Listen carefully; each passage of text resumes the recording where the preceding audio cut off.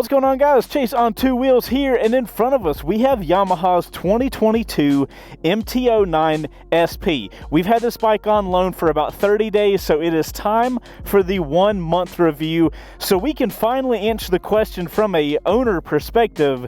Is this a bike you need to have in your garage?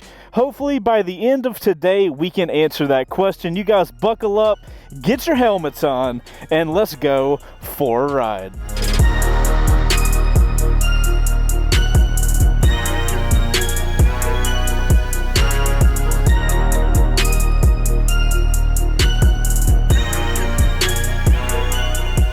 Alright guys, so I imagine if you're watching this video, you've probably been looking into the MT09 or the MT09 SP for quite a while. For you guys that don't know, the SP model here of the MT09, it adds $1,600, and basically what you're getting is the brushed look on the swing arm. It's only a look, it's the exact same. You're getting the R1M look, you're getting the KYB adjustable front suspension, you're getting an Öhlins adjustable rear shock, and you are getting cruise control. That's what you get for $1,600 over the base model MT09. The base model of the MT09 still has the 6-axis IMU. That's kind of the updates that you're going to be looking at if you go for that SP model. And from what I've seen in the comments, you guys have a hard time finding these for sale. They are almost impossible to find right now. I want, now that I've had the bike for about a month, and we're going to have it for a little longer, so maybe I can do an even longer term review, but I want to kind of answer to you guys, is this the most amazing motorcycle that it kind of looks like on paper? Hopefully by the end of this video we can come up with some answers. Alrighty guys, so before we get going too far, I do want to point you guys in the right direction if you're looking into MT09 SP content. Like I said, we've had this bike for a month and we have done a good bit of videos on it. And these videos that I'm going to point you guys at, they were more in-depth reviews that we've done for this bike in certain situations. So if you guys want to see information on a specific subject, I would point you there. One, we've done the city review where we take it to a big city and ride it around. We've taken it to the mountains and ridden it on more technical roads to really test out the suspension. And we have taken it on the highway to see how it is as a commuter motorcycle. Now, if I reference those videos, you guys want to see more of that, we'll have those links in the description for all the videos we've done on it. And of course, we've done the first ride on the MT09. I will be referencing those videos in this video, but I will not be going into as much detail here. I guess we should start out with the CP3 engine that the MT09 SP has inside of it. I feel like, I remember riding an MT09 right when they came out, and that motor and that motorcycle at that point, it was very hard to handle. Granted, we have the 6-axis IMU in this motorcycle, which, if you're asking me, of all the bikes I've ridden, the MT09, the original one back in the day, was probably one of the motorcycles on the market that needed rider aids the most. The engine was very punchy. It was hard to handle, and if I'm going to be honest, the type of rider that I am, it almost scared me a little bit, because if I messed up at the wrong time and gave it too much throttle, I would be worried the front wheel would just go everywhere. Seeing that the 2022 MT09 now has a 6-axis IMU, it has slide control, it has lift control, traction control, ABS, rider modes, it has the entire suite. I feel like now is the time that the MT09 has blossomed into the bike that it can be. Now, granted, if you're a really good rider, and you're capable of handling that triple that is in it, used to be in it, by all means, to hell with needing rider aids. I am a rider that really does enjoy having rider aids. I like having it in the back of my head, knowing the bike is going to help me out a little bit in case I get in an odd situation. Granted, I've been riding for a decade, I know what I'm doing, but it is just a nice thing to have. But getting back to the engine, I feel like the power of the MT09 for me and the style of riding I do, I can't see needing more power than this bike has. It gets to the edge of like, I'll never be able to use that at all. The reason getting to the edge of the necessary power is so important is because we're, as motorcyclists or as any type of vehicle, we're all dealing with a power to weight thing, right? You can have an unlimited amount of power, but it's going to come at the cost of added weight. And I honestly, after spending a month on this bike, I feel like Yamaha nailed it with a 900, or 900s in general. This bike feels as light as the MT07. I don't necessarily know how, but it does. And it makes it super easy to ride, but you have so much power on tap. There is a lot of power in this 900, so I'm very happy to say that the rider modes have been phenomenal. I'm sure you guys realize this, but like when I'm lucky enough to get these bikes on loan, and when I do, I treat them as my personal bike. I ride them to work every single day. I ride them home at night. The MT09's power modes do a phenomenal job of taming this bike down when you want it to, and they also do a great job of just giving you all of it when you're ready for it. So like a lot of the times in the mornings, you know, it's 8 o'clock in the morning, I don't need all the power of an MT09. I can put that thing in mode 3, which is full power. It just gets you there slowly. Sometimes if it's raining, I'll put it in mode 4, which this thing might as well be an MT07 when you put it in power mode 4. It has those modes, and I feel like they cover a phenomenal range. I personally have ended up staying in mode 2 a lot of the times. I guess we are not going to continue down this road, but I've loved the power modes. 2 is my sweet spot. I stay in it the vast majority of the time, and that's one of the problems this bike has, is the turning radius of the handlebars. Hold on, let me pause real quick. There's nobody behind me. And I know this is random. I just want to hit on it real quick. So that's as far as the handlebars go to the left. This is as far as it goes to the right. Now, obviously, we don't have a lot of space for them to go any farther. There have been a couple times I've been riding the bike around. It's always a super slow situation, super tight, and I've hit the stop on the handlebars. It's not a deal breaker. It's just a little bit annoying. And it's one of the few things that I have found to be annoying on this motorcycle. But yeah, electronic power modes do a phenomenal job. I haven't got myself all the way up to 1 yet. I mean, I've ridden in 1, like on the highway and whatnot, but like little roads like this, I prefer the tapered out power of 2 absolutely the most. So with little roads like this, little curvy stuff, this is where the power of this motorcycle mixed with its lightweight comes in so much handy.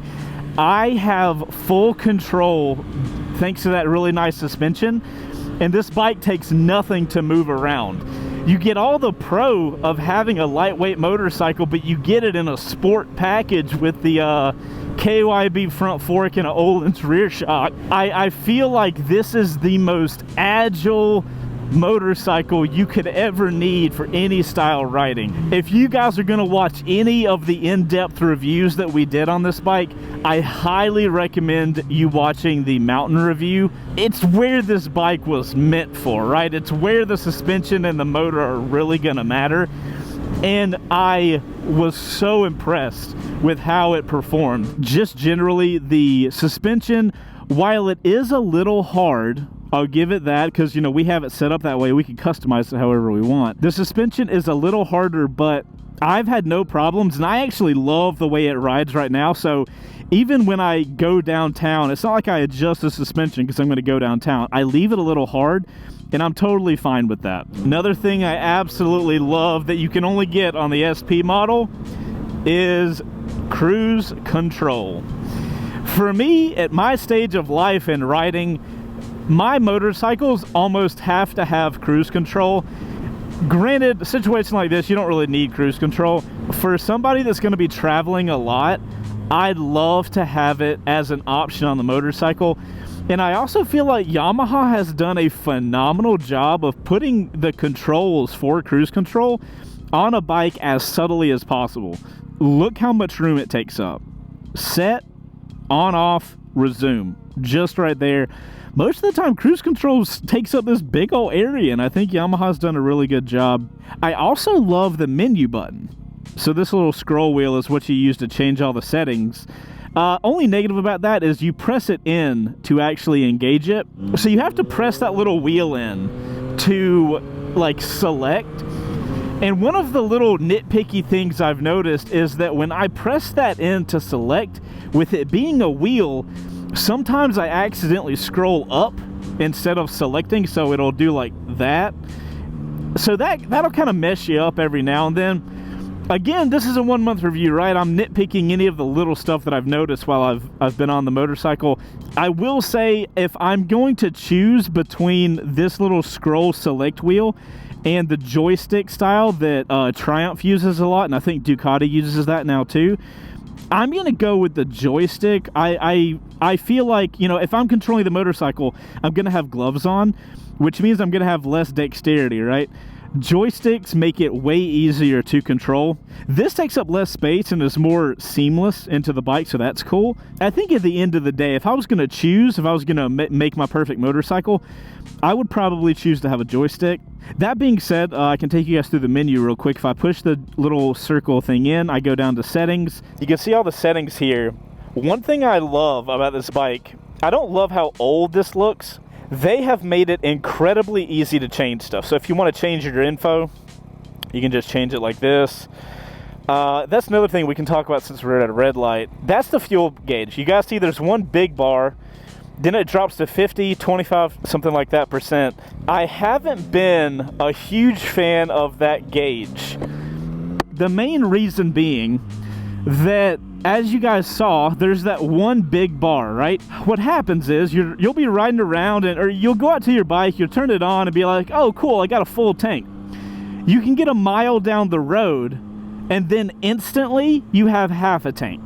Now obviously that's probably not going to happen because you'll be more aware of how much gas you have. I would prefer if they stuck these little bars across the entire way.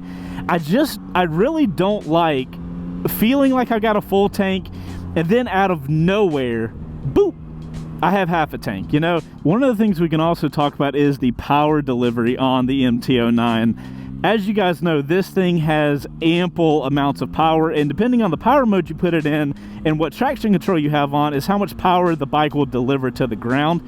Nobody's gonna think the MT09 doesn't have power, but the mix of its power that it gives you, it doesn't feel raw like the MT07, but it gives you power on so strong. I'm in mode 2, and whenever we get a straight, I've got traction control in 1. I'm just gonna hammer fist it, and I'm gonna show you what this thing does. All right, you ready?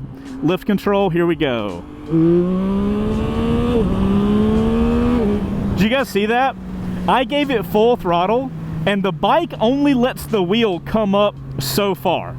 That's that lift control. And what the 6-axis IMU is doing is it notices where it is in space, and it modulates the power, right? That's normal, but it does it so smoothly that you almost think you're doing this shit, and you're not, but it feels like you are. Like, I felt like I was perfectly doing it, and I was literally just full throttle. I have never felt a motorcycle be that unobtrusive in its rider aids.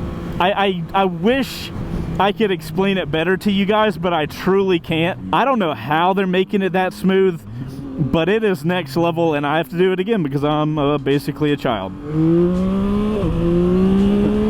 And that's mode 2, guys. There's mode 1 and there's manual. Manual, obviously, you can customize to make it whatever you want. Oh, we can talk about the seat real quick. I've put some serious miles on this MT09, and I've got to tell you guys, this thing might have one of my favorite seats on a motorcycle. It's strange to be just as comfortable on the highway as it is in the mountains hanging off the seat. This thing works in all conditions, and I've been really impressed with it. I kind of love it. It's wide, so I got room to move around if I need to get comfortable after riding for a while, but it's hard enough to where I can move around on it very easily. That's one thing I noticed in the mountains is this thing is so light. Having the seat make it easy to jump back and forth on the bike. I guess the best way for me to sum this bike up is that it's a phenomenal overall package. And it's kind of like the best world for me. If you guys aren't familiar, I say this all the time, but I have a very bad back, and I rode a Super Sport. I rode an R6 for like 5 years. And the reason I don't ride those anymore, one, because they're not really that comfortable and they're not really practical for the type of riding I do, but I love the sport ability on those motorcycles. And a lot of the time you don't really get that on naked bikes. I can honestly say the MT09 SP is probably the best amalgamation of absolute crazy level of sport, especially with that suspension, and a power plant in that CP3 that you just feel like you are on such an impressive motorcycle, especially when you factor in the weight. It's an absolutely incredible package, capable of far more serious riding than I'll probably ever be able to handle. It's an experience, and I really hope if you guys are in the market for one, you can check out. So I guess we kind of need to answer the question, is this bike something that is worth having in the garage? All this research you guys have been doing on this bike, is it that good? Honestly, yeah. Abso-freaking-lutely it is. I think the SP model right now, MSRP is for around 11 grand. And for the level of everything that you have, for all of the check boxes that it hits, I don't know how the hell you find a bike with better stats, better performance, and a better ride for 11 grand. Honestly, guys, other than the tiny few things that I've brought up, I don't know what else I would change about this bike. I think it looks cool. I think it sounds cool. I love the exhaust is tucked under. Like, it's just a package, and a stout freaking package at that. If I had the option, would I swap my MT10 for it? Oh God, I think I might. I'll have to talk about it in the video, but I think I actually might. But guys, that's all I've got. That's the 1 month review on the MT09 SP. If you're in the market for one, I really hope this video helped you out. And if you're just looking up info, I hope this video helped you out as well. I appreciate you guys riding around with me. You guys go out there and ride safe, and we'll see you on the next one. Later. Outro crew, put OC in your comment down below so I know you made it to the outro crew. What do you guys think about the MT09? What's wrong with this motorcycle? You guys are going to have to help me out in the comments down below, and we love you just a little bit longer. We'll see you on the next one. Later.